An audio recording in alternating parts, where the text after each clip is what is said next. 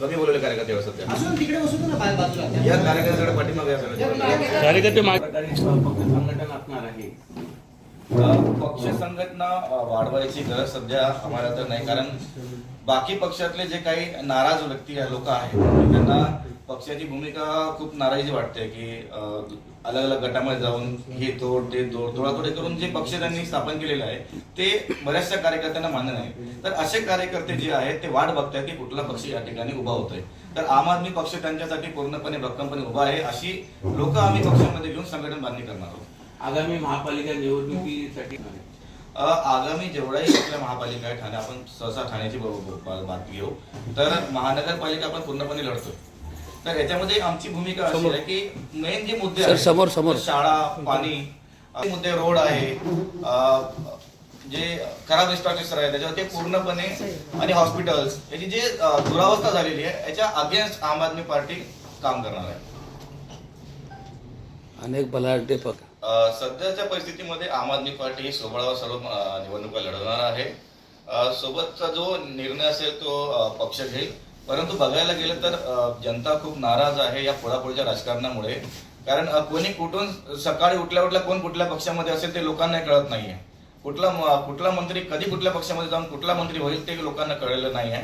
त्यामुळे पुन्हा लोक नाराज आहेत. कुठल्याही प्रकारचं ठाणे महानगरपालिकेमध्ये मुख्यमंत्री असताना सुद्धा कुठल्याही प्रकारची मोठी मोठी कामं फक्त आश्वासन दिलेली पूर्ण झालेली नाहीयेत. आजही घाणीचं साम्राज्य ठाण्यामध्ये संपूर्णपणे पसरलेलं आहे. काही दिवसांपूर्वीच डम्पिंगचा मुद्दा या ठिकाणी महानगरपालिकेत सांगण्यात आला होता की रस्त्यावरती कचरा पसरलेला आहे, पण त्यांच्याकडे मॅनपॉवर सुद्धा नाही आहे. महाराष्ट्रातली दुसऱ्या नंबरची महानगरपालिका असताना सुद्धा या ठाणे महानगरपालिका एवढे हाल आहेत.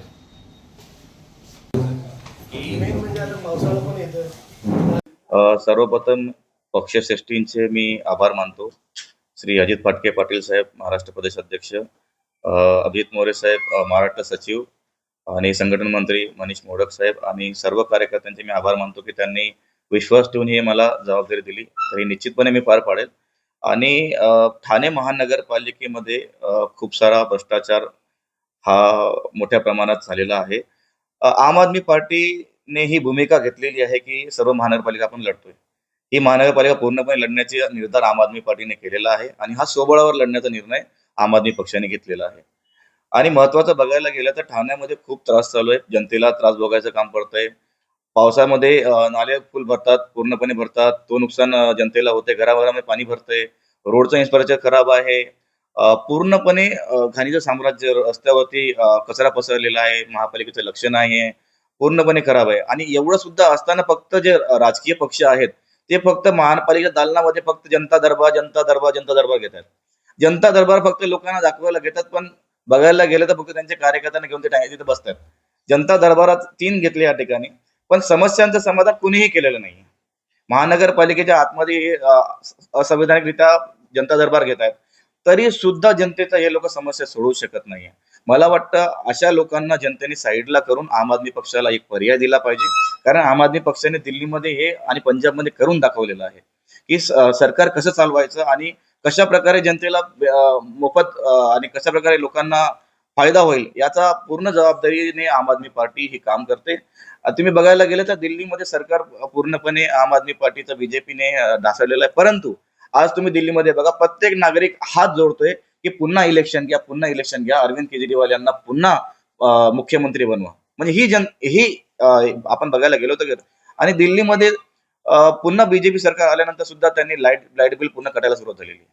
अशी परिस्थिती ठाणे महानगरपालिकेमध्ये निर्माण होऊ नये म्हणून जनतेला माझी विनंती आहे की त्यांच्याकडे चौथा पर्याय आहे. कारण आजच्या दिवसामध्ये सर्व पक्ष आपापला, कोणी बोलते माझा पक्ष, कोणी बोलते माझा पक्ष, मी जुना आहे, मी ठरवलेला पक्ष आहे, मी हा पक्ष बांधणी केलेला आहे, माझ्यावरती विश्वास आहे. आणि घरातला पक्ष फोडणाऱ्या लोक हे जनतेची बेनिफिट, जनतेला फायदा करू शकत नाही. ही फक्त स्वतःचा फायदा करण्यासाठी या लोकांनी पक्ष स्थापन केलेले आहे आणि पक्षावरती दावा ठोकलेला आहे. आम आदमी पक्ष हा फक्त जनतेचा पक्ष, हा जनतेसाठीच काम करतो. कारण तुम्ही बघायला गेलं तर आम आदमी पक्ष असा एकमेव पक्ष आहे तो आतापर्यंत फुटलेला नाही. तुम्ही दिल्लीमध्ये बघा किंवा पंजाबमध्ये बघा, या पक्षाला लागेल तेवढा त्रास देण्यात आला तरी सुद्धा हा पक्ष फुटलेला नाहीये. म्हणून माझी जनतेला विनंती आहे की अशा पक्षाबरोबर जाऊन महानगरपालिकेमध्ये सत्ता त्यांनी स्थापन करावी आणि जे खराब काम महानगरपालिकेमध्ये या आतापर्यंत करण्यात आलेलं आहे त्याच्या अगेन्स्ट जनतेने सुद्धा आम आदमी पार्टीवर उभं राहावं आणि आम आदमी पार्टी जी आहे ती जे मूलभूत गरजा आहेत, जसं हॉस्पिटल आहे, शाळा आहे, दवाखाने आहे, या सर्व रस्ते आहे, या सर्व मुद्द्यावरती यावेळी मैदान आम आदमी पार्टी उतरणार.